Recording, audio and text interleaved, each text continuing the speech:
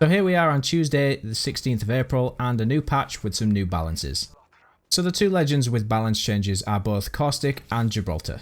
They've both had a passive added called Fortified and it just reduces damage taken by 10%. On top of this, Caustic has had his gas damage increased, as well as they've made it so that his ultimate can be thrown a bit further, which is good because he kind of threw it with a limp wrist. And in terms of Gibraltar, he's also had his gun shield health increase from 50 to 75, which is fairly beefy at this point.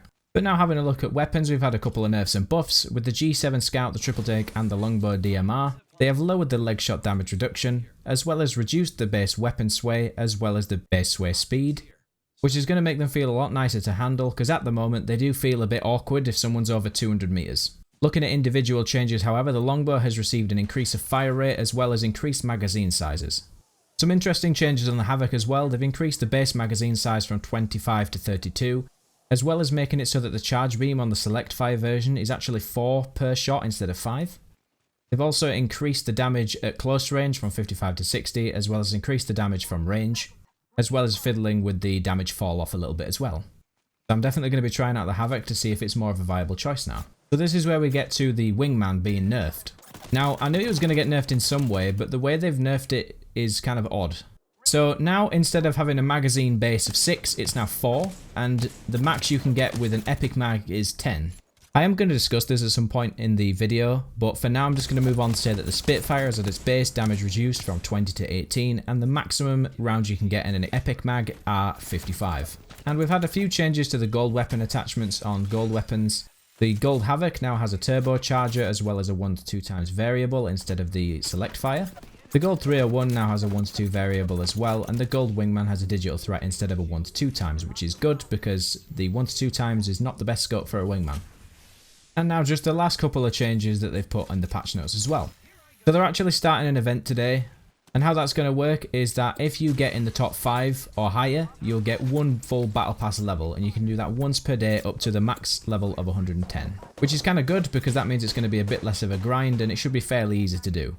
The other couple of changes that they've done is they've increased the actual jump ship speed, which is definitely going to be an interesting change because we might see a change in the way people are dropping and less hot dropping because of the speed of the ship.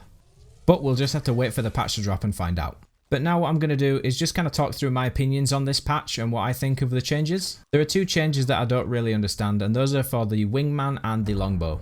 So just to have a look at the Wingman again. And their reasoning is that the Wingman is receiving a few magazine size nerfs so that it doesn't dominate the stock versus stock gun battle early due to its super high damage per bullet. That's kind of why I said earlier I was confused, because surely if it dominates due to its high bullet damage, you nerf its high bullet damage.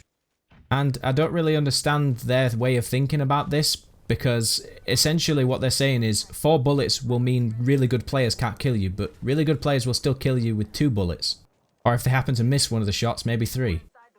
But as I've said to people on the subreddit, my way of trying to balance it would have potentially been lowering the damage and also reducing the extended mag count rather than the standard. But I suppose we're going to have to wait and see what happens with the nerf that we've got this time. But as I say, personally I don't think this was the best way of nerfing it. People are still going to get 2 shot early game by people who are good with the Wingman. It's not going to be an issue for them going from 6 to 4 bullets. But now let's have a last look at the Longbow. And instead of being a nerf I don't understand, it's a buff I don't understand, and essentially the reason for that is increasing the fire rate won't really help it that much in terms of it being a sniper, and increasing the mag sizes is also not going to help it as a sniper. Even just increasing the bullet velocity just a tiny bit would make it a lot more viable. If anyone's over 100 or 200 meters, it becomes really annoying to try and aim for them because you basically have to aim for where they're going to be next match. So at the moment for me, the only viable sniper is the Triple Take because the G7 Scout bullet drop at distance is terrible, and the Longbow, the bullets take so long to get there, you might as well not bother.